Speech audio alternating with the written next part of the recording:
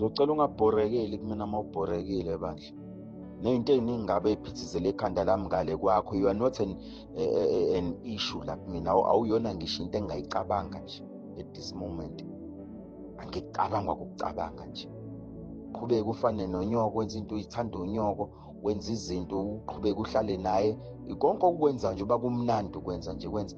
Ukuthi wena ufuna ukuthi uzothatha iy'nqumo ngami, thatha iy'nqumo ufuna ukuyithatha la ukhona.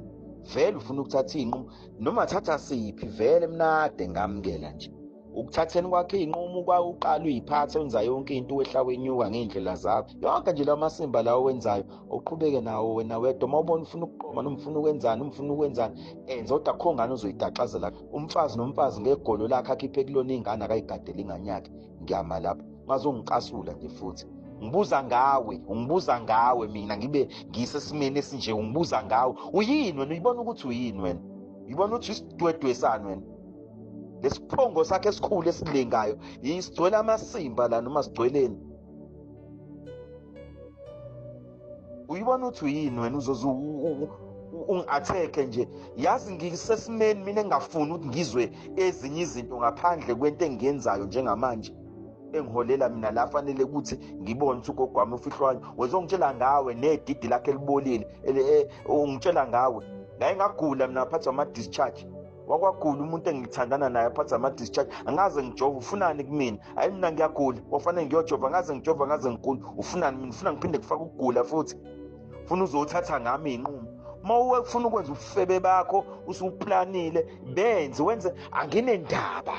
Isho washishiliza ngalo phansi, ufane nonyoko, uhambe ngama-weekend ubuye ngomsombuluko wenzeni.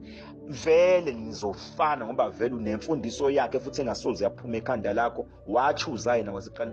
Enza into oyibona uhlone namphathi, musuke ungistressa, ngivele ngistressekile, musuke uzoba selfish. Uqala ukuthi fanele ngicabange wena. Kuyimanje futhi anginamali, sengingcwaba ugogo, ngisebenzisa iy'mali zami ngicwaba ugogo wami. Leyo ngane yakho nomkhanjalo omithi lapho, ubona ukuthi wenze njani. Fuse usuyanginyanyisa-ke, usunginyanyisa okwangempela-ke manje. Wena uma ufuna ukuthatha iy'nqumo, thatha iy'nqumo zakho, musuku lokubuzana nami. The day wena wenza izinto uzenza ngendlela zakho, I did not ask you anything. Nawe ungangibuzi lutho. Wena vele uyakwazi ukuzenzela yonke into ofuna ukuyenza, qhubeka uyenze ngendlela yakho. Everything ofuna ukuyenza yenze ngendlela yakho. Khohlwe mina umusuku lokungibuza amasimba nomchamo mina. Tshela. Uma ufuna ukukhuluma nami into, hamba umema zonke labo nonkiroyi bakho laba abakhulumayo, ukukhuluma ngabo negama lami, ubameme bonke, ningifonele nonke kanye kanye bese ungibuza lo mbuzo. Fuseke.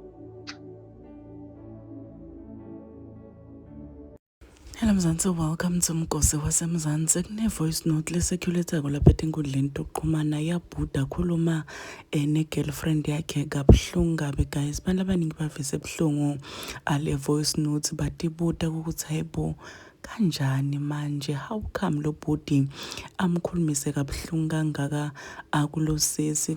Do comment your thoughts wena down on the comment section ukuthi what are your thoughts about le video loqedza kuyilalela.